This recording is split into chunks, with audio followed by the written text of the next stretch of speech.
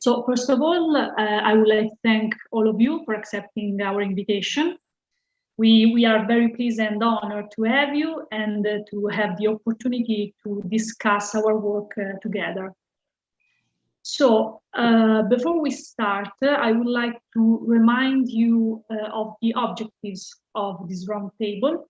We would like to present you the Marche Food and Wine Memories Project, a project involving iStrategies, the Ciuciù Winery, and the University of Macerata. But we would like also to stimulate mutual learning and also an exchange of knowledge between us, and also to network among all of us, also towards future possible joint collaboration. Before giving the floor to Gianluca Vagnarelli, the founder of iStrategies, let me tell you how we thought of organizing this time together. Now Gianluca is going to introduce us to the Marche Food and Wine Memories Project. Then we will start our roundtable. The idea is to take 2 turns of it, but we will see on the basis of timing. And at the end, we will have a wine tasting with Paola Agostinelli, the brand manager of Ciuciù Wineries. And Paolo will lead us to develop the Marche region and its wine. So I think we could start. So Gianluca, I leave you the floor. So thank you very much. Thank you, Annamaria, for the organization of this roundtable and the management of it. So I'm going to jump directly into my presentation because I would like to stay on time. I will be brief, around 10, maximum 15 minutes to share with you this project. So few words about iStrategies and the Ciuciù Winery. iStrategies is a startup based in Marche region in central Italy, and we develop a research and innovation project focused on cultural heritage for tourism and storytelling, community-based storytelling and storytelling people-centered. This is the kind of storytelling we would say, specialized. And but we are also involved in educational projects, international educational projects, in the context especially of Erasmus program.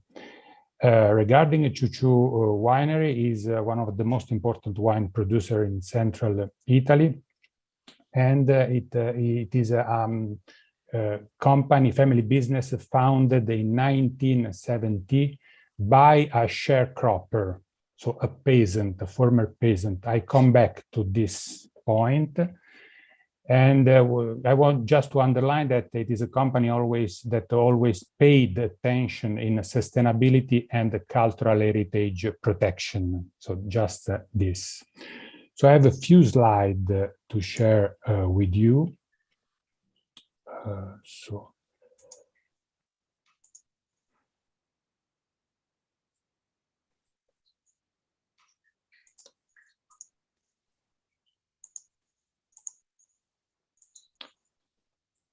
Okay, I think you can see.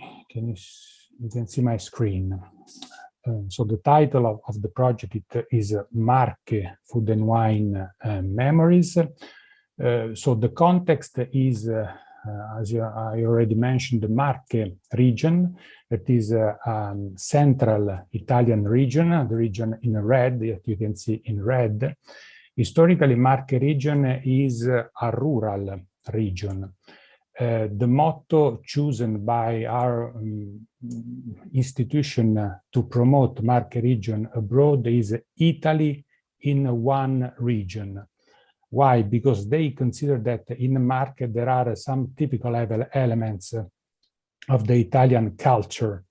For example, arts is the region in which Raffaello was born, music, especially lyrica and opera, with Rossini, but also tourism, mountain, and sea, the Adriatic Sea, that was defined by a famous writer, the Sea of Intimacy, because it's small, it's calm, it's quiet, so it's different from the ocean, for example.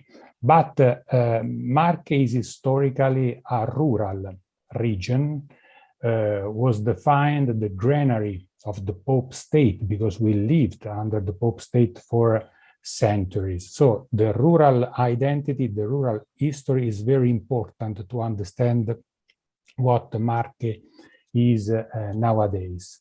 And the rural history of Marche means sharecropping civilization. Sharecropping, in a few words, in very few words, was a rural civilization based on the principle to share every products of the land between the landowner and the sharecroppers, so the peasants that you can see in the picture on the external stairs of their rural house. That was the place in which they used to take the picture on the wedding date, because it was the only place in which every member of the families could be perceived. Consider that the big number of the family of this kind of families. We lived under this rural civilization for more than 5 centuries. And as you can imagine, these rural stories has left an important heritage in our territory.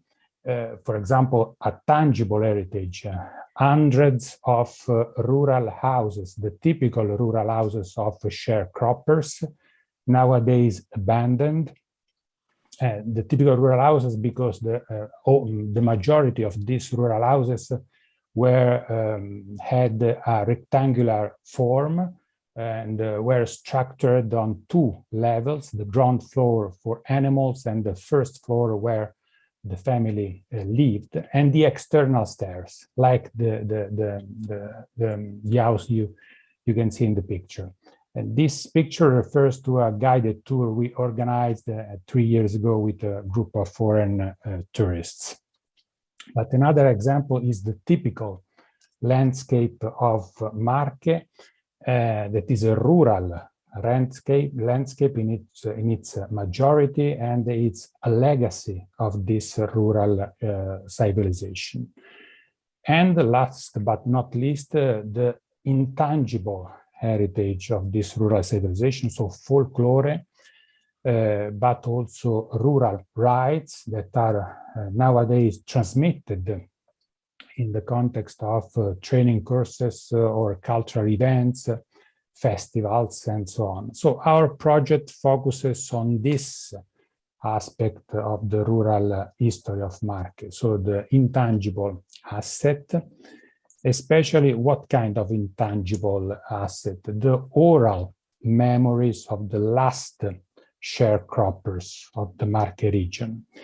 In our region, this is a distinctive element compared to the other countries. This rural civilization ended very late, ended in 70s and 80s of the 20th century. So nowadays we have people with 70 years old or 80 years old people who are the last witnesses of this civilization. So we decided to collect their memory, to save their memory through oral interviews.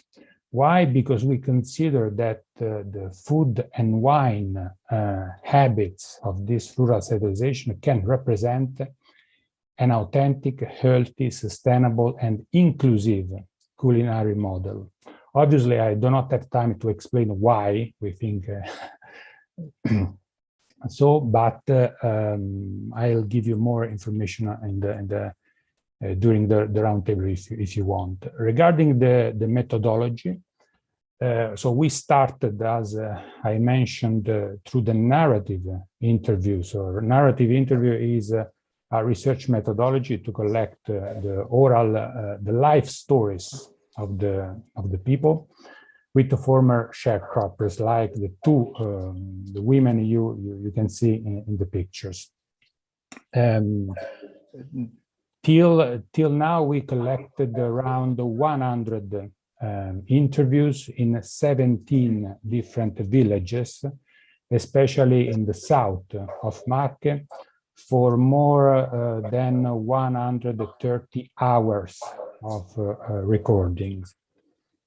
So the first was the research activity. The second was the transcription of this interview we collected. That it takes a lot of time, because consider that for 1 hour of audio recording, to transcribe 1 hour of audio recording are necessary, 4 hours of writing are necessary in average. So we transcribed all these oral memories and selected the part of these tales related to food and wine. And the result, the output of this project are a series of food and wine stories that we selected on the base of on 3 criteria. Authentic stories, authentic because linked to the local history, identity, and tradition. Stories that are able to vehiculate values such as sustainability and social inclusion, for example, that I already mentioned. And stories that are not only, I want to underline this point, that are not only stories of dishes or stories or a list of ingredients, but stories, the cultural side of these tales is interesting for us. So the emotions related to this food and wine memories, so the sentiments of this connected to it. So I want to share with you a couple of minutes of video just to give you an example of what kind of oral memories we collected.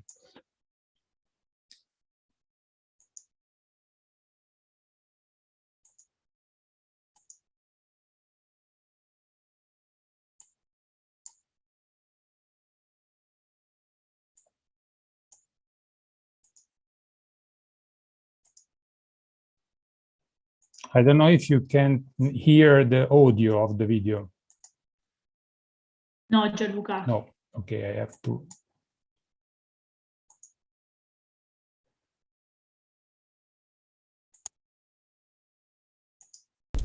Now? Yes. Okay.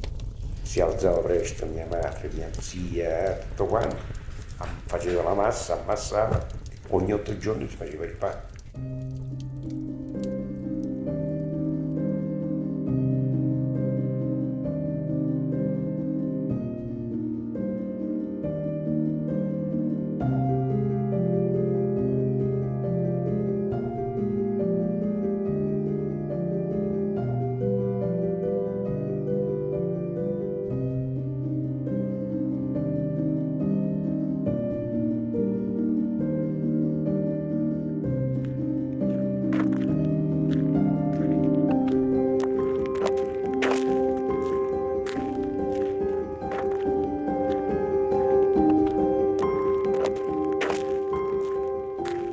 Allora, con questo la pastiamo e la pastiamo e babbo. Poi la mettiamo dentro la volta, ma non vivi freschi, la notte. E sempre vivi come si grande.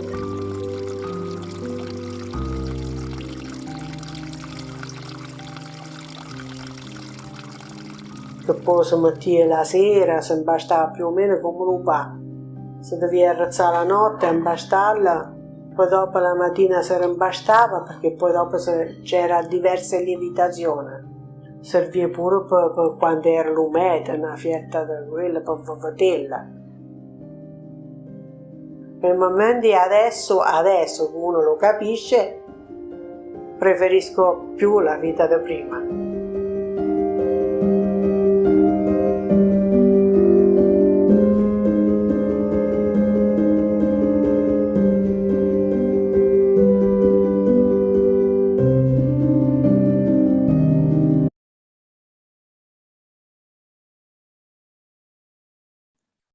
Gianluca, with the mic.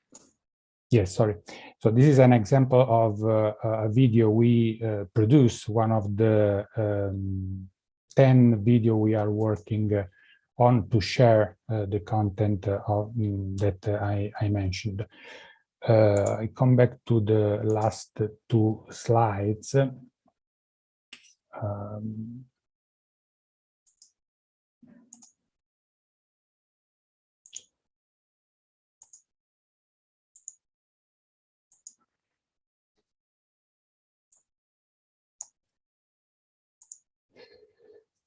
Okay, so a couple of final slides to share with you the challenges of this activity, and also to give you some elements to discuss. The first is the question if it is correct. We already discussed it with in the last weeks with one of you, if it is correct to define our work on intangible heritage, or maybe it's better to describe it as a culinary heritage. We use the definition of the intangible heritage because we focuses on wine and food traditions that are recognized by the local community as a part of their identity and story, and that are transmitted toward new generations through food classes, cultural events, and food festivals. But obviously not all the oral memory we collected have these characteristics. So this is one problem. The second challenge is that to respect the personal data of the people involved in the project. Obviously, we are going to publish only the audio. We have the consent of the person interviewed. But it is a challenge because obviously we follow also some rules related, some ethical suggestions related to the oral history research, because it is important not only to have the concept but also to respect the human dignity of the people, and this is a challenge. And the third element is the fact that we need to balance research and marketing because we have a scientific partner that is University of Macerata. We are involved in an industrial PhD. Annamaria is the PhD student who is doing an internship period in our company. But our project is not under an institutional umbrella, is a corporate project fundamentally. So it's, I think, a strange project because it's not so common, at least from my point of view, a cultural project developed mostly by companies, at least in the context of intangible heritage. But maybe it's a wrong impression. So there is, beside the research objective and obviously the safeguarding of the cultural heritage, there is another objective that is to promote Marche region and also our local products. And we have to balance these two different interests. To conclude, opportunities related to this roundtable and also to this project that could be interesting to share with you. Obviously, we are ready to share project knowledge and methodology. We already do it. I used to in the past, but also in the next weeks, we are going to present the project in the context of a workshop, conference, usually invited by universities or high schools. So it is our interest to share our experience, if obviously is interested for some institution or researchers. Another opportunity that we offer is to host international students at OFIDA at high strategies for internship and CHU2 for internship period. We already had experience, a positive experience with Spanish students, but also students from Northern Europe in the last years. And last but not least, also the opportunity to develop a common international project ideas. We already have involved in a series of international projects. One is with a German university. It is a project on the relevance of the intangible heritage for tourism. So we will host in April at OFIDA a workshop with the German and Italian students on this aspect, but also we are involved in a series of projects founded by European Union on food storytelling, and cultural heritage. So we are totally open and ready to start a new collaboration with other subject.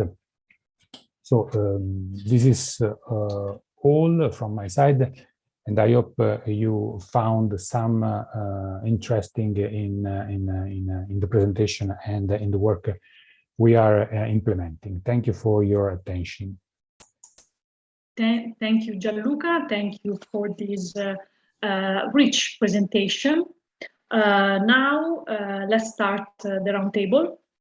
In this first round, I would like to ask you to make a general comment or questions on the project. And maybe you could start from the challenges and the questions that Gianluca mentioned in the last part of this presentation. As she has to leave the meeting a little earlier, I would immediately give the floor to Cristina Biasetto. And I ask her to briefly present yourself and to share with us your comment, impression, or questions. Thank you. Thank you very much. Yes, my name is Cristina Biasetto. I'm the Austrian focal point for intangible cultural heritage, so person overlooking a little bit the implementation of the 2003 convention. And I thank you very much for the presentation. I've also read the paper that you sent a while ago. Unfortunately, I had not had time today to reread it, but the presentation was a good summary of the project.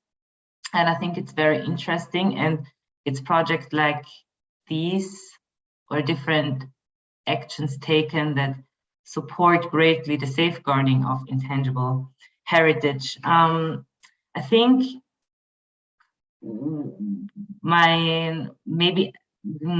coming back to the questions and remarks or the challenges that you meet for it, I don't know if for every point I am the best reference point, as I spoke to Ms. Romagnoli. In Austria, we generally tend not to focus so much on culinary topics or culinary heritage, simply because, and that's maybe the remark or the problem, the challenge that is implied also with yours, that food or food and beverages in general are very often connected to authenticity. And authenticity is not something that the safeguarding the Convention of 2003 is really a term that they don't deal with. So authenticity is not something that makes a practice, a tradition, an intangible heritage. So it's a very red flag word to use, and also not what is the goal of it. To be something is not more authentic than others. It's just practiced and lived and carried by people representing it. And but maybe to circle back to this question, that this challenge that you pose, is it an intangible heritage or is it a culinary heritage? So maybe that is the one which I can most be of any sort of input. The question for me is, for the practice itself, you're saving these stories, you're researching on these old stories that are dying out. Intangible heritage, well, the synonym is the living heritage. So the heritage lives and is alive, and there are people that are transmitted, and it's mostly connected to a practice. So to say, the oral tradition, a story connected to the production of this wine, legends that are connected to the lands or connected to this practice, or a sort of way of making something. So this production of this wine that maybe is not being done like 100 years ago, but well, why not? So the thing is, practices and living heritage can only live if it's adapted. Most of them, if we are straightly taking back to how it was 100 years ago and preserving it, so that's why we don't speak of preservation, but safeguarding, is that they may not survive into the future generations. But there comes in these projects that help to find a way how to adapt and safeguard and transmit, especially the transmission, which is so important, to the next generation in some way, not only to people visiting, but also people living in the area, a next generation that can take over it, a next generation that can profit from it, from old stories or practice that may be there for hundreds of years, but giving it on, adapting it, giving it on to the next generation. So I'm very sorry, I'm going overboard, but the question is, the food for thought is, the project, as I understand it, is a very connected to the stories, and very connected to the stories, the people that are aging and may not be able to give on anymore, are dying out. But I think these are so the question is, it intangible heritage or not? Is it more on the stories focus on the old times or the old production of the wine? So the production of the wine that is still done, and are there initiatives or projects to transmit also this practice from one generation to another? So the workshops to not only how to showcase this old production, but also to transmit it to a new generation. And I state maybe a comparative example from Austria. We have a production of a type of bread in a valley called Lesach, and this bread is very ingrained in the valley. So, but there were fewer and fewer people to do it. So the bearers, together with the university, found new strategies, not only how to research on this production of the local production, local grain growing, and all the people involved in it, but also how to transmit it to a school. So they collaborated with local schools, found a way how to transmit this practice and these things also to these children and other people from locally that are directly connected to this practice and to the food, but more the food and the practice that sometimes go hand in hand. And I think it's a very good example, maybe a comparative example, if I understand it correctly, that these practices of making are also at center and not only the stories that old stories that are connected, but also maybe the practice of producing the wine. So if it's the producing the wine and this very locally embedded, sustainable way of making it, we could speak of an intangible heritage. Maybe if it's connected to stories to learn. And otherwise, maybe it's more about the stories, the collection of these stories, and the wine itself that is sort of an outcome of the region. I would rather put it in culinary heritage without really having the hugest of experience with culinary heritage, to be honest. So I'm sorry for speaking so long. I hand over the word. Thank you very much. Thank you very much, Cristina. Thank you for your comment. Thank you very much. Feedback. Yes, I think that what you said about authenticity was very interesting, and also thank you for the feedback you gave regarding Gianluca's question. And if I can add something, I know that Gianluca worked also with schools, with local schools, and I don't know if Gianluca wants to add something now or say something at the end of the round. Yes, maybe at the end. Okay, perfect. So we can go on, and I follow the alphabetical order. So now I think it's the turn of Claudio Senti. Please, Claudio. Yeah, I'm here. Please tell us something about you and share with us your comment or questions on the project. Yes, I'm Claudio and I'm from Offida. So I'm from Marche region and the same village of Ciuciu. And I'm actually working as consultant at FAO, Food and Agriculture Organization of the United Nations in Rome, in the Food Loss and Waste team. So thank you, Gianluca, for the presentation. It was really interesting, and interesting is also your startup and your initiative. And I believe that a point about what we are doing at FAO in our team and this initiative, a common point could be to share and to educate about how the food, in particular 100 years ago, and in the peasant family, how they cook the food of the day before. Because today the food loss and waste problem is really a big problem, a huge problem. And yes, I think a good common point could be this, to show how other people cook the food and reuse the food. And yes, I believe it could be really an interesting common point to share. Thank you very much, Claudio.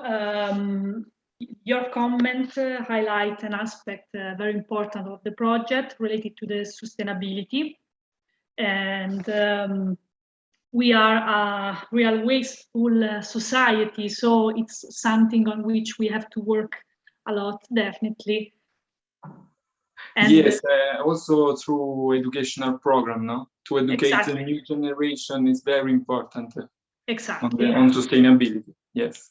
Thank you very much.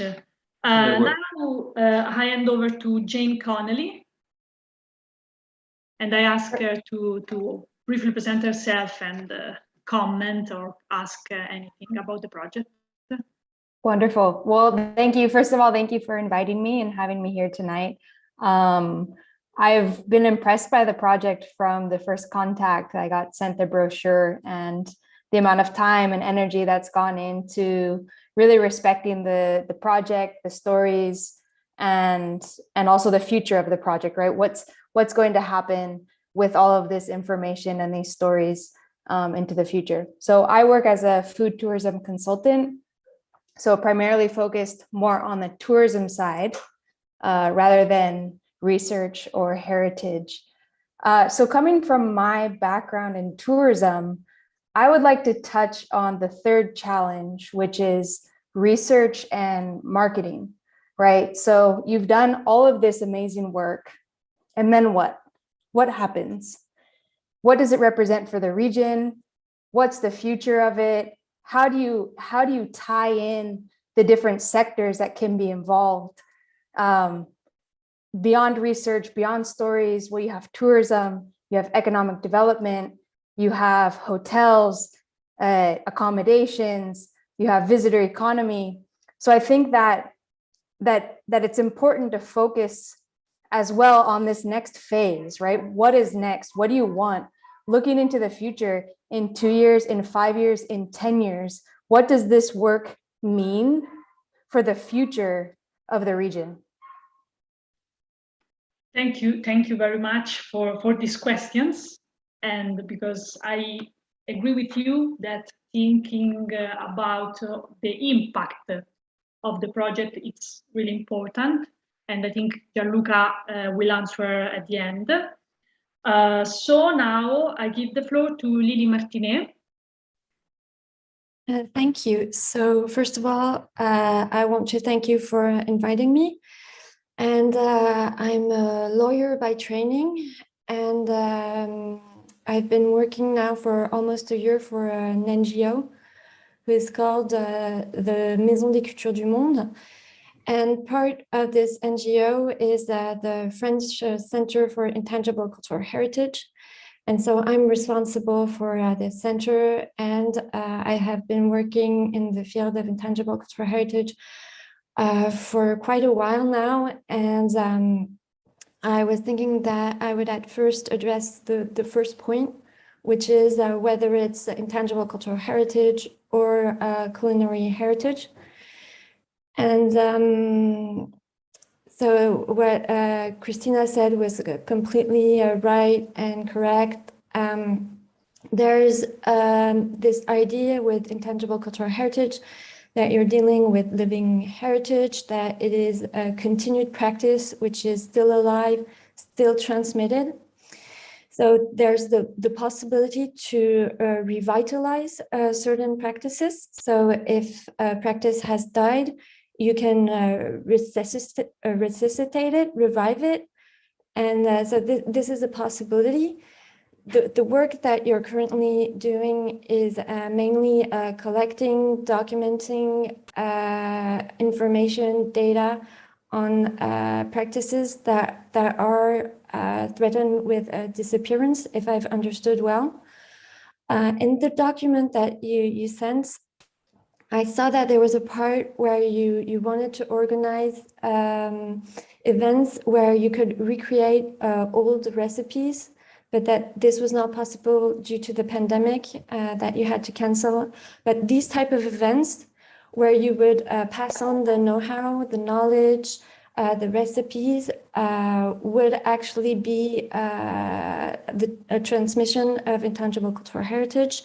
So there's this idea that ICH is permanently recreated. That's why authenticity does not apply. Because if it was authentic, it would always be the same. So it's possible to recreate practices that have disappeared. Furthermore, in France, we have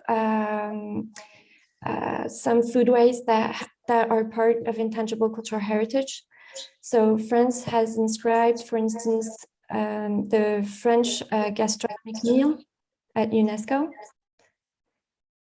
So foodways and some culinary traditions have been recognized also in the French National Inventory. So that there's work that's going on, for example, with cognac, with the producers of cognac. There's also a research project, I think, that could be interesting for you. It's a European project which was on Alpine foodways. And that there was this idea of the economical value also of food waste, so the social, the cultural values, but also the economic values. So I think this could be an interesting project to look at. And finally, I wanted to come back on the point of GDPR and ethics and balanced research. If you consider that your work is dealing with intangible cultural heritage, then you have to respect the principle of participation. This means that if you identify a community that is still practicing intangible cultural heritage, it must be consulted, it must participate in each stage of your project. So I think this is an important point. And I think one of the big difficulties in your project is that it's so rich, because there's so many layers between the tangible cultural heritage, the cultural landscape, the intangible cultural heritage, and the oral memories, that you have to have this sort of cross-cutting approach, which is a real challenge. Thank you. Thank you very much for these questions and comments, because they are very useful for us. It is something on which we have to think about and study further. And thank you also for the example from France, and also for the legal comment on these aspects. And now I go on and I give the floor to Annabella Monteiro. Hello, everyone. Thank you for the invitation. I'm from Portugal. I'm the coordinator of the underdegree hospitality management in a university in Lisbon. The questions I have, Jane make them, because it was the same thing. I think what we are going to do with that. This work is so rich, it cannot be just in a book. You need to go out. Like you know, Portugal have a lot of enoturismo, and we have a lot of experience in this area, and we have a lot of heritage also. And what I think it's important, it's to make co-creation. It's to make co-experience, co-creation. It's to make memorability.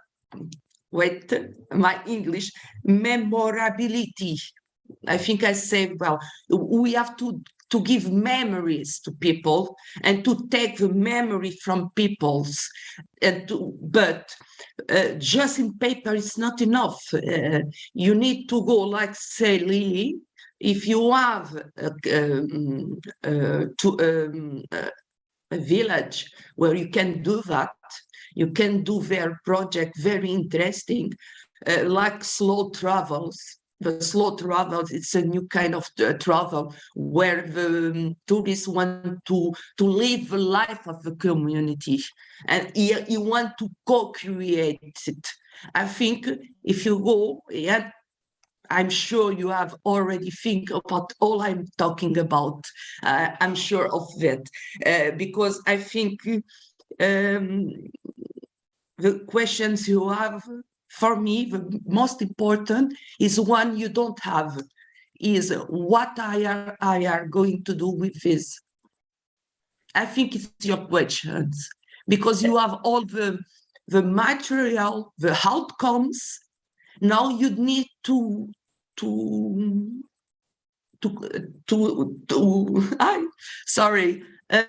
you need to show to everyone what you have to do and to transmit for everyone. And a very important thing, it has to have dignity for the people who have speak for you, who have give their knowledge. You must take his dignity always. Well, this is what I think. I think.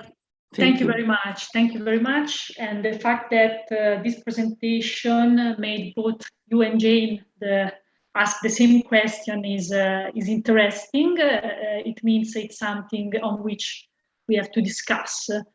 So thank you very much. And now, last but not least, Natalie Spielman. Okay, thank you. So, there are advantages to coming last. It essentially means you can, have a comment with regards to everybody's comment. So just to present myself, I'm a Canadian living in Champagne now for the past 12 years. I'm a full marketing professor at the business school in Reims. I'm also an actor in eno-tourism because I own a champagne bar because I was tired of seeing people walk around and having nothing open on a Sunday.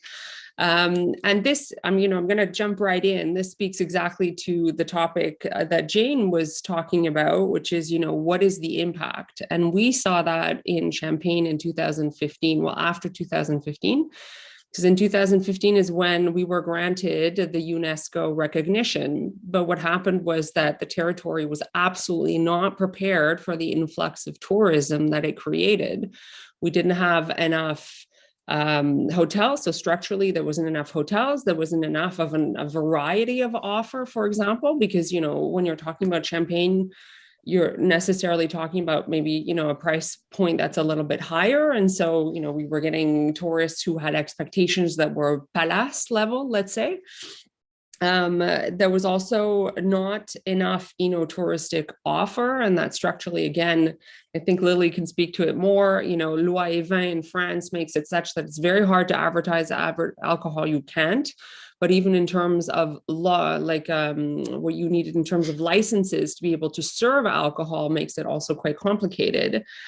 And then there was also the cultural issue, which is, how do people actually feel, people who are in that space, like you mentioned, how do they feel about having people, walking around taking selfies in their vines, or how do they feel about people coming to knock on their door on a Sunday when, the French tradition is Sunday, lunch is sacred and nobody's allowed to disturb you and so on.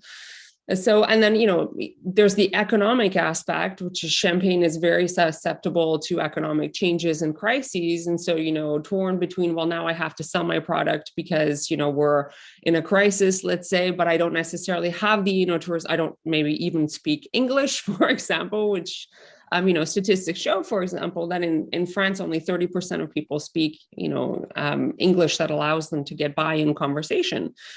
So, all this to say that I agree with Jane. I'd also like to rebound off Christina and Lily's point about authenticity, because I was really surprised to hear that authenticity is not covered by the convention.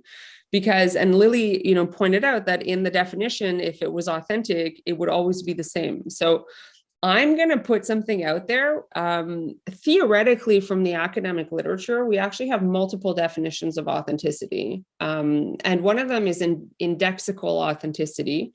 And this is a Grayson and Martinek paper from 2004 in the Journal of Consumer Research. But essentially, indexical authenticity is where you can actually verify the origin of the product. And it's also related to the fact that, it is repeated in the same way, it's made in the same way. But there's also iconic authenticity, which is where something is a really good representation. So if you go to the Chateau de Versailles, for example, and you walk around in the King's chambers, they're dressed with like food and like, cloth on the bed and so on. And like, it's not cloth from 1907, like the 1700s, obviously. It's been reproduced. Or if you go to the Anne Frank Museum or, Sherlock Holmes Museum, but it's that it's a very, in French, you would use the word fidèle. It's a very accurate representation of what it was. And then the last one, which is not in the Grayson and Martinek, but it's in the tourism literature. I believe the author's name is Wang. And it's about transformational authenticity. And this speaks to what you mentioned in your presentation, Gianluca, about emotions. It's about how when you have an experience, you are changed by it, or something happens to the consumer, which relates to Annabella's comment about co-creation and memories. And in tourism, what we try to activate, which is what Airbnb does really well. It's, to live like the authentic person, to live in their ecosystem, and to have, unique singular experiences. So I think, I don't want to disrupt the UNESCO definition of authenticity, but I do think that there might be ways for you to position the region in the definition of authenticity, but positioning it probably as, transformational authenticity, the experience of emotions. And, a lot of that goes through transmission, and it comes through practices and having people participate in those practices. So, if it's being in a champagne house and, being able to savor a bottle of champagne, which, if you drink champagne, you just don't do that because it's such a waste. But, people love the sort of, it's so like dramatic, and it's so, in marketing, we talk about Instagrammable. So I think it's important to sort of, consider all those aspects. And then finally, as a pure marketing professor, I encourage you also to consider your positioning of this project, but also of the region, because you have this, mastodon macro image of Italy as, and most people just go like Italy, like great food, kind of like in France, great food, great wine. The difficulty is going to be, positioning yourself in that space and as unique in that space as well. So that's basically my huge monologue, which is basically rebounding off of everybody's points, just the advantage of coming last. Thank you very much. Thank you very much, Natalie. Thank you for your thoughts and questions. And I saw that the theme of authenticity is debated, but we have to, me and Gianluca have to study a little bit more this theme from different point of view. But now I would pass, I would give the floor to Gianluca if he wants to comment or answer to all these questions. Yes, thank you. Thank you very much. Obviously, it's impossible to answer to to all of your questions and to reply to all of your very interesting comments. That the objective of this roundtable was, in our intention, to receive critics' point of view on our work, to see if we are doing a good job or not, or if we can in some way change something. So it was very, very interesting to have your point of view. So very briefly, because we want to leave the floor to Paolo for the wine tasting. Very briefly, considering regarding the discussion about the culinary or intangible heritage, it's the question was just because it's complicated in the sense that in all the activities we carried out, we have some traditional, aspect that can be put under the umbrella of intangible heritage on the basis of the definition of the convention. But so, for example, we organized food classes in which we transferred some of the stories we collected, obviously. But in other cases, this is not possible for a series of reasons. So there are in all this material we collected different things.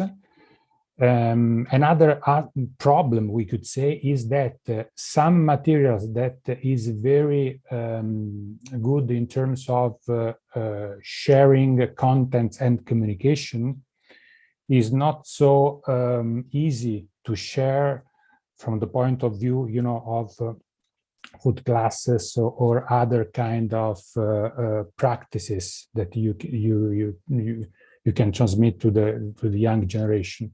So we are a little bit, we have to manage a little bit, and at a certain point we have to choose. Obviously, we have to focus on something more specific. The second point connected to this first comment is to the future of the project, so to the impact, so the follow-up. Right now, we have, we could say, at the end of the research activity we carried out, so with big material we collected, and we just started we are going to start in the next 2 months a communication campaign to share some of the contents we collected. And we would like also to implement a series of parallel activities related to tourism and education.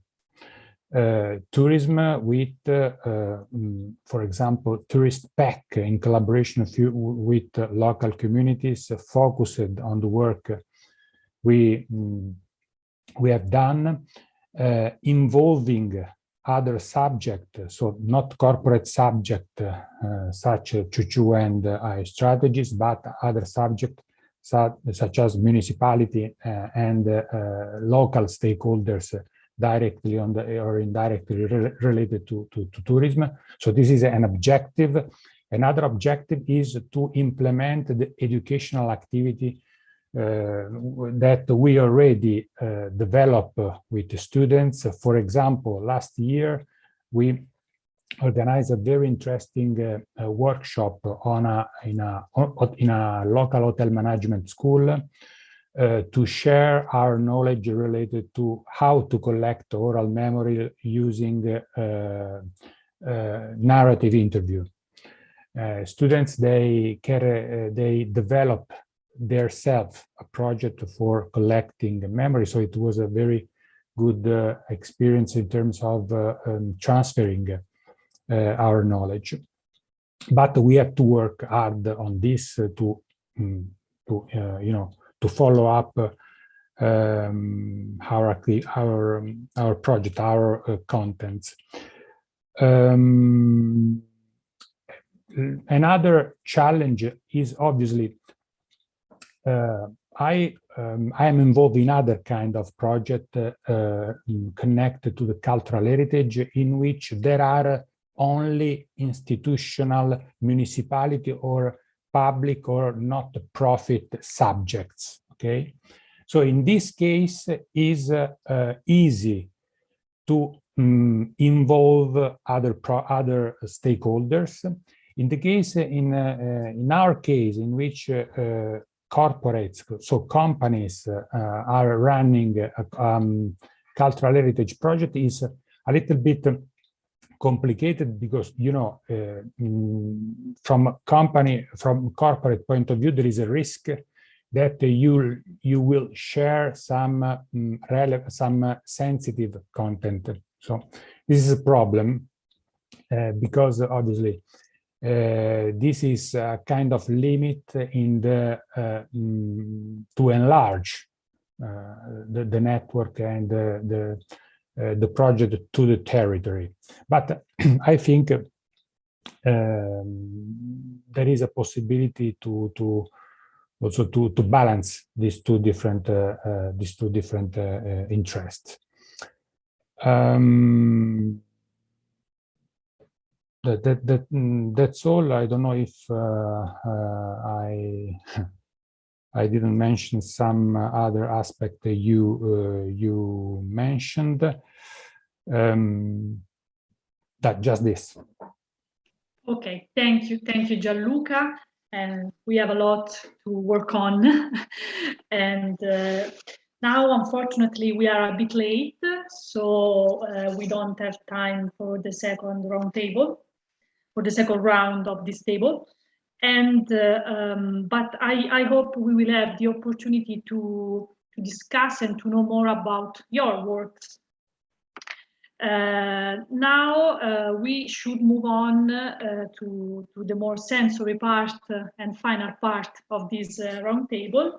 So I leave the floor to Paola Agostinelli, who lead us in a tasting of wines and products of the Marche region, offered by the Ciuciù Winery, that I thank for this.